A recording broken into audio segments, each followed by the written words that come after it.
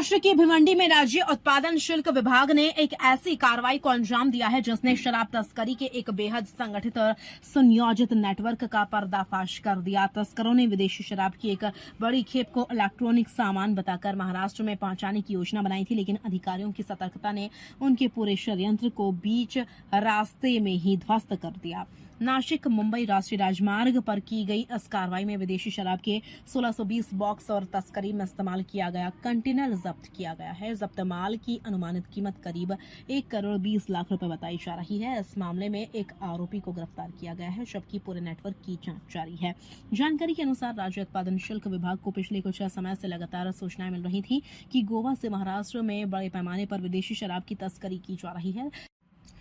तस्कर टैक्स बचाने के लिए शराब को दूसरे सामान के रूप में दिखाकर राज्य की सीमा में प्रवेश करा रहे थे। हाल ही में विभाग को एक बेहद महत्वपूर्ण सूचना प्राप्त हुई कि विदेशी शराब से भरा एक कंटेनर गोवा से महाराष्ट्र की ओर रवाना हुआ। दस्तावेजों में कंटेनर को इलेक्ट्रॉनिक सामान से भरा हुआ बताया गया था, लेकिन अधिकारियों को शक था कि मामला कुछ और है। सूचना मिलते ही भिवंडी एक्साइज विभाग और कल्याण फ्लाइंग स्क्वाड की संयुक्त टीम ने ऑपरेशन शुरू कर दिया। नासिक मुंबई हाईवे पर कई घंटों तक निगरानी की गई। संदिग्ध कंटेनर की पहचान होते ही अधिकारियों ने उसका पीछा शुरू कर दिया। कुछ दूरी पर पीछा करने के बाद कंटेनर को रोक लिया गया। चालक से पूछताछ की गई तो उसने दावा किया कि वह इलेक्ट्रॉनिक सामान लेकर जा रहा है। उसने परिवहन से जुड़े सभी दस्तावेज भी अधिकारियों को दिखाए। कागजात पहली नजर में पूरी तरह वैध लग रहे थे। उनमें इलेक्ट्रॉनिक सामान का भी उल्लेख था, लेकिन अधिकारियों को कुछ तकनीकी विसंगतियां दिखाई दी, जिसके बाद कंटेनर की गहन जांच का फैसला लिया गया। कंटेनर खुला और सामने आया करोड़ों का राज। जब अधिकारियों ने कंटेनर खोला तो दृश्य देखकर सभी हैरान रह गए। जहां इलेक्ट्रॉनिक उपकरण होने चाहिए थे, वहां विदेशी शराब के कार्टनों का अंबार लगा हुआ था। पूरे कंटेनर की जांच के बाद कुल 1620 बॉक्स विदेशी शराब बरामद हुई।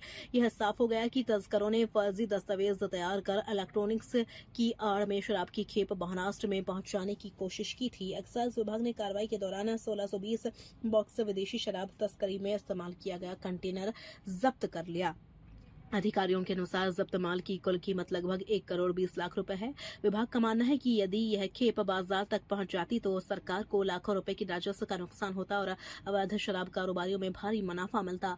एक गिरफ्तारी, कई और नाम आने की संभावना। कार्रवाई के दौरान कंटेनर चालक को गिरफ्तार कर लिया गया। उससे लगातार पूछताछ की जा रही है।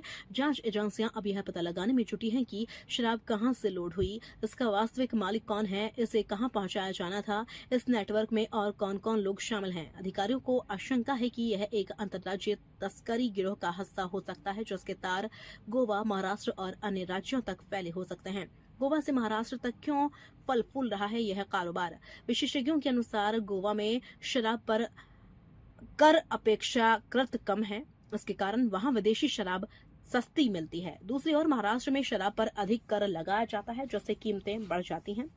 इसी मूल्य अंतर का फायदा उठाकर तस्कर अवैध कारोबार करते हैं। वे गोवा से कम कीमत पर शराब खरीदकर महाराष्ट्र में ऊंचे दामों पर बेचते हैं और भारी मुनाफा कमाते हैं।